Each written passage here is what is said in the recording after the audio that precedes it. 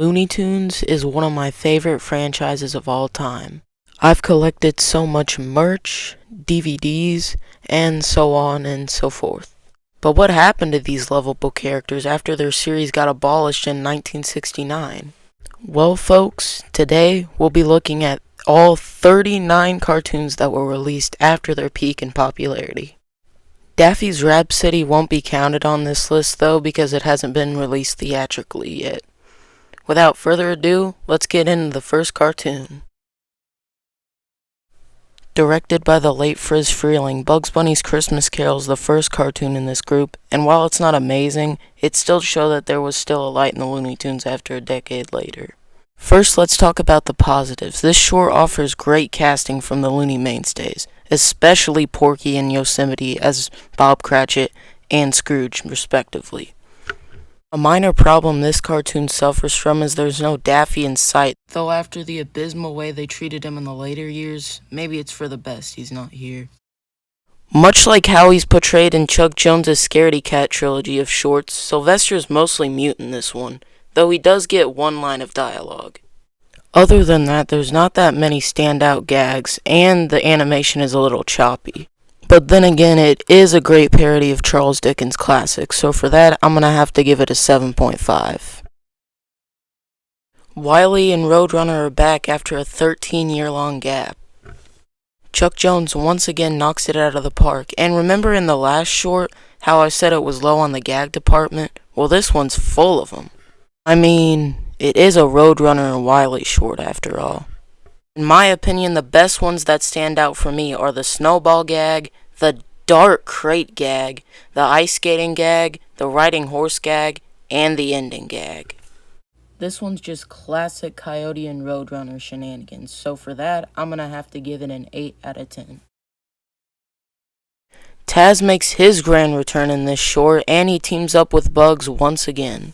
Speedy and Clyde Bunny also appear in this as well, with the latter getting a complete overhaul.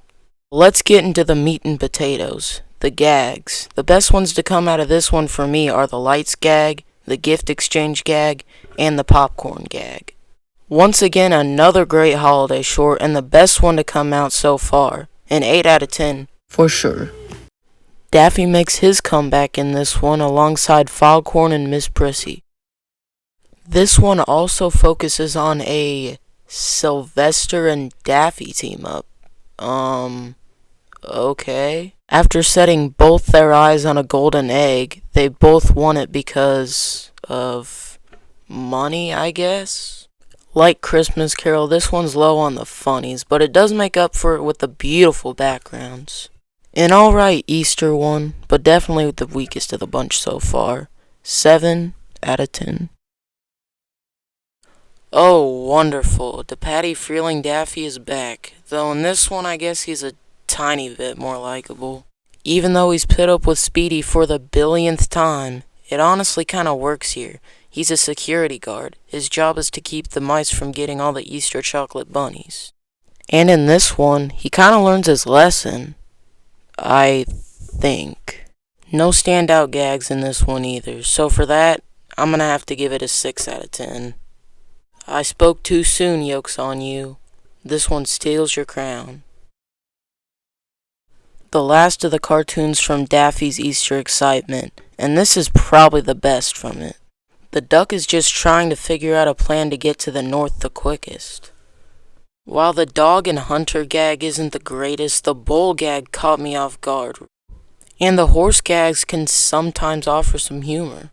However, the biggest thing that's wrong with this short is that it retcons the millionaire by saying that Daffy can fly and swim in this one.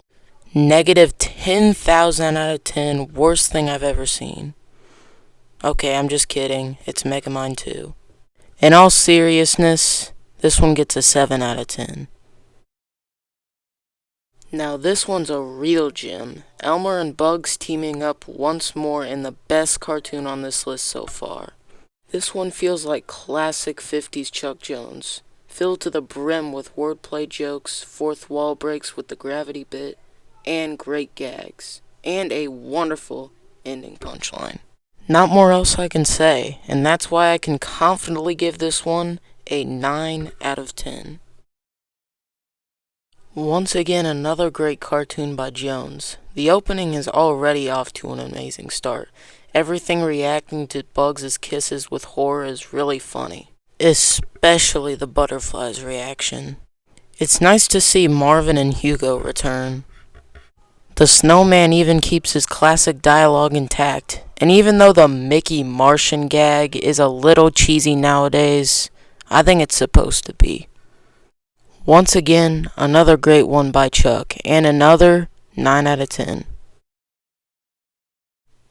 Man, I think this special deserves more recognition, and forgive me for sounding like a broken record, because this is another good one. The second Wile and Roadrunner short from the bunch, and this is better than its predecessor. The rocket gag, the tennis gag, the tunnel gag, and the pogo stick gag are all great. And that ending punchline has been talked about to death at this point, so I won't mention it here. Another solid 9 out of 10. Chuck Jones, you need to chill out. Before I review this cartoon, I just wanted to point out that there are two different versions of this one that I watched.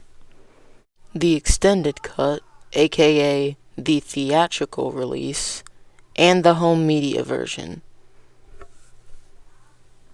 The first being a little bit longer. This is the first sequel short on this list, and while it's not near the levels as its predecessor, it's still pretty good. First off, they're visiting a literal egg planet in this one. That's gotta count for something. Marvin once again reappears with Gossamer alongside him this time. Daffy's first reaction to the monster is really well done, and you can't go wrong with a Porky and Daffy team up. Porky removing his face and the just hair and sneakers line was really funny. Also, that twisted ending gag. The plot could have been better and there could have been more gags. This one still gets an 8 out of 10. Haven't seen a spooky themed short thus far, but this one marks the first. One really distracting part about this one is that Mel Blanc isn't capable of performing Daffy like he used to. He was getting old and would sadly pass away 2 years later, but just something to consider. Besides that, the train coming out of the cupboard gag, Daffy as the therapist, and the love interest turning into a monster was all pretty well done. But because of Mel Blanc's voice not being up to par like it used to, this nets it a 7.5. This cartoon marks the last time Mel Blanc would perform in a theatrical release, and this one doesn't really make me feel any better about that fact. Don't get me wrong, I love Daffy as this comic book nerd, and the song that he sings is well performed, but this one is really low on the plot and gag aspect of things. Except the kids don't try this at home bit, that one was really funny. This one's not bad by any means, but personally for me, it gets a 7 out of 10. Rip Mel Blanc, your voice and lovable characters will never be forgotten. A new decade has arrived and with it brings new cartoons, the first of these being Box Office Bunny. This one's got classic Chuck Jones energy and the animation has improved drastically. However, this one suffers from one major flaw. It's too fast for its own good. The animation and background save it though, and Looney Tunes really knows how to end it off. If this one was a little bit longer, this could have been one of the best, but as is, it still gets an 8.5. Imagine seeing the title of this cartoon, Porky and Daffy at the William Tell Overture.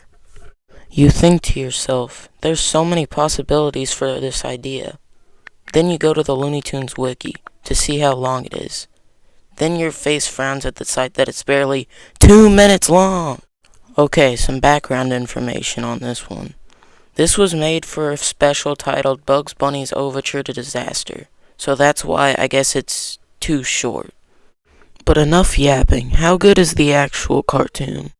Well, the gags in here are great, like the plunger gag and the train gag, but this one could have been much more. For the concept and gags alone, I'll give it a 6.5.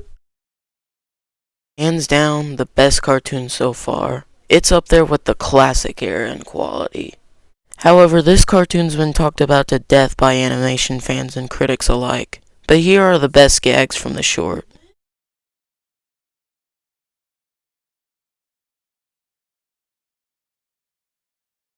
Even though this short is almost 12 minutes long, I welcome it. If you haven't seen or heard about this one before, go watch it right now. It's that good. If this one was released during the 40s or 50s, this could have been considered one of the best. No questions asked, it's a 9 out of 10. The third Wile and Roadrunner short, and the last to be directed by their creator Chuck Jones. While it's not their best outing together, it's still not bad. The gags are still funny, like the warning signs gag, the mousetrap gag, eyes gag, and the lightning bolt gag. There's not that much else to say about this one, just another classic installment in the series. An 8.5 works best for this one. I've gotta be honest, I wasn't a huge fan of this one.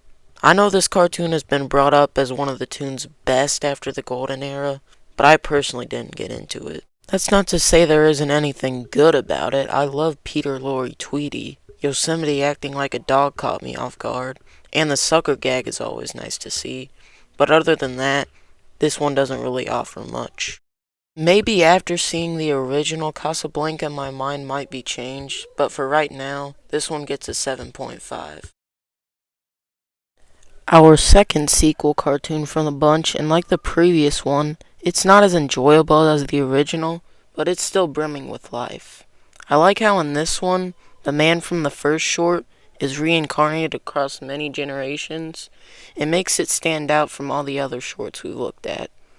It's also the same setup as the original, except Michigan is in all the periods of time, and he also performed some new songs this time around, like Yankee Doodle Dandy and Moonlight Bay.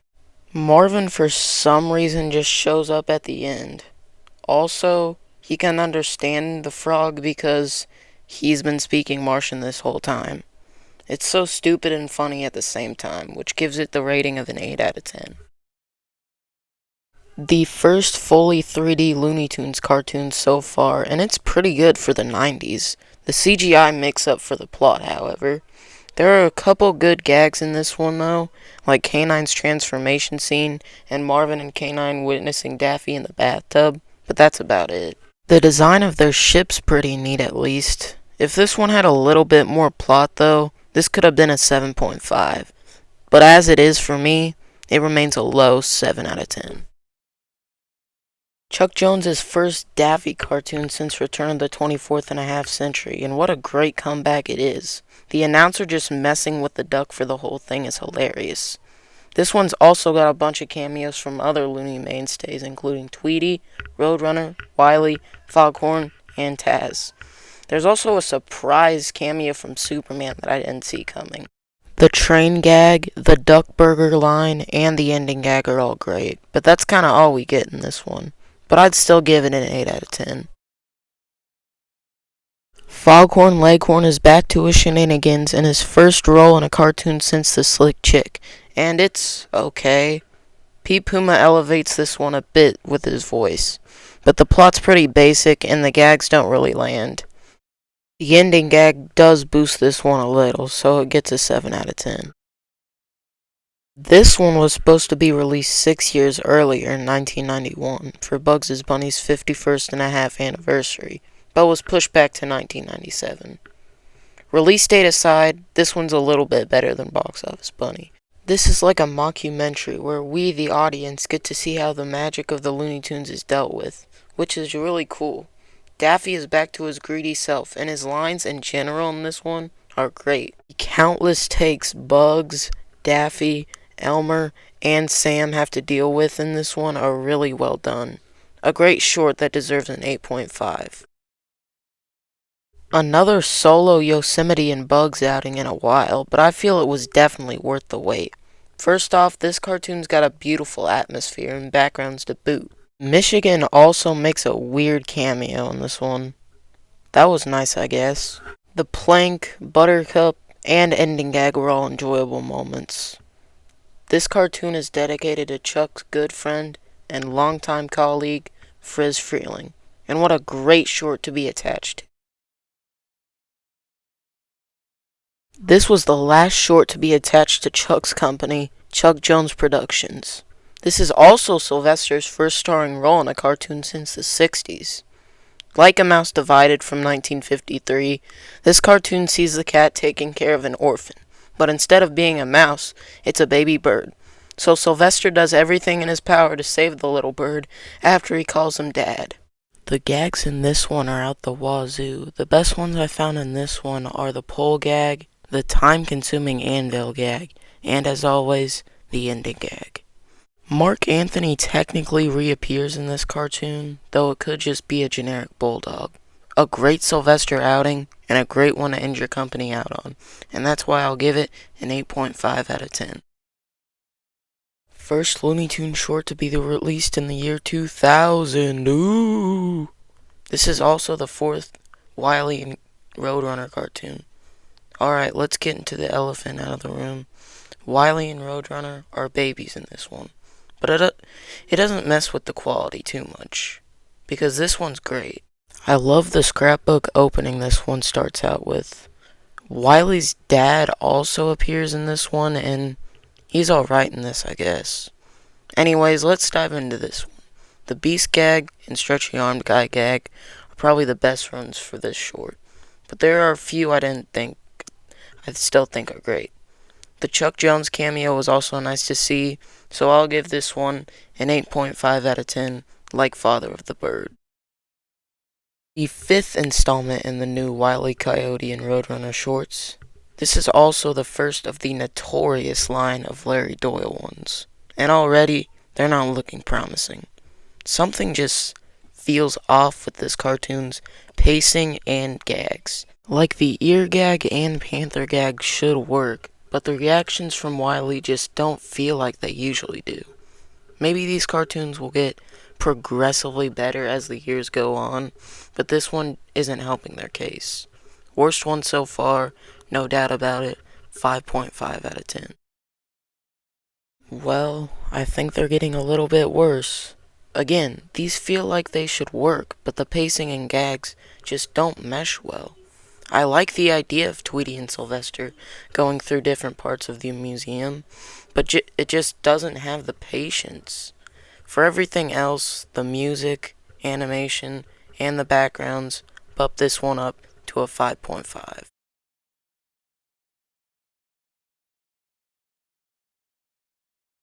Man, bugs can really save a studio. Granted, this one isn't amazing. I mean, it is a ripoff after all. But this one works better than the previous ones. The arcade machine gag, the money gag, and the bottle cap gag, and the gun gag were all done okay. However, this is another one where it moves too much of a fast pace. If done a little bit slower, this could have been a 7 out of 10. But it's fast, so 6.5. Now this is what I'm talking about. A plot that's fresh and some of the gags actually land. Even though this is a Star Wars parody, it's not too distracting for me. Daffy's ship being a mini pink one came out of left field, and the drones being dispensed by Daffy's ship is such a Looney thing to do. I also like how the holograms work in this universe. This is a step in the right direction for this group, and this is why I'm giving it a 7 out of 10. Okay, this one's a little step down from the previous ones, but better than the first two. I think this is the first time I've seen the Barnyard Dog in a short since the 60s. He doesn't even do much here. The plot and gags in this one are a little cliche. A new rooster comes to town and everyone loves him except Foggy. This gets a boost of a rating though for the cruel and unexpected ending gag. 6.5 out of 10. Porky's back headlining a short in I don't even know how long. His daughter's a little annoying in this one, but she's not in it for that long anyway. Porky's spit take and the Lincoln Money bit were probably the funniest parts about this. I'd say Attack of the Drones is a little bit better than this one, but I'd still give it a 7 out of 10. Daffy wants to become president because he thinks the position makes all of the decisions. But Bugs informs him that that could be farther from the truth. This is a book adaptation of the Chuck Jones book of the same name, and while I haven't read the source material, this was a good watch. No gags in sight though, but seeing the duck learning about Congress got a lot of humor out of me. Just a neat little history lesson, like Old Glory. 7.5 out of 10. The first of the 3D 2010 shorts. I enjoyed these, but man, I wish they were longer. They're all barely 3 minutes long, and this is just one gag stretched out for the whole runtime. If this one was a 7 to 8 minute short, this could have gotten a 9. But it's a 7.5 out of 10 for me. I guess this one's a little bit worse than its predecessor. The concept's better, but once again, these needed to be longer. This one especially moves at a way faster pace, which normally would be good, but the gags don't hit as hard. Once again, I don't hate these shorts. They just could have been so much more. 7 out of 10. Best 3D short so far. The concept's great, and they actually do it justice. The lasso 3D effect was cool to see. Also, the ending gag with all the segues was a great way to end it off. 7.5 out of 10. Some great use of animation in this one. This is based off the song of the same name, with archival recordings from Mel Blanc, and it's handled really well. Gags in this one are timed really well. The score is wonderful in this one as well. Well, they just keep getting better. This one's structured like an opera, another song Mel Blanc recorded in the 50s. It's good here too. Beautiful colors and backdrops for this one. Another 8 out of 10. Another really good concept for this one. Acme sells transporters now, so Wiley uses this to his advantage. At one point, he travels to the Tweety short from earlier, and Granny starts beating him up. So this one deserves a 7.5 out of 10. And there you have it, all 39 cartoons reviewed.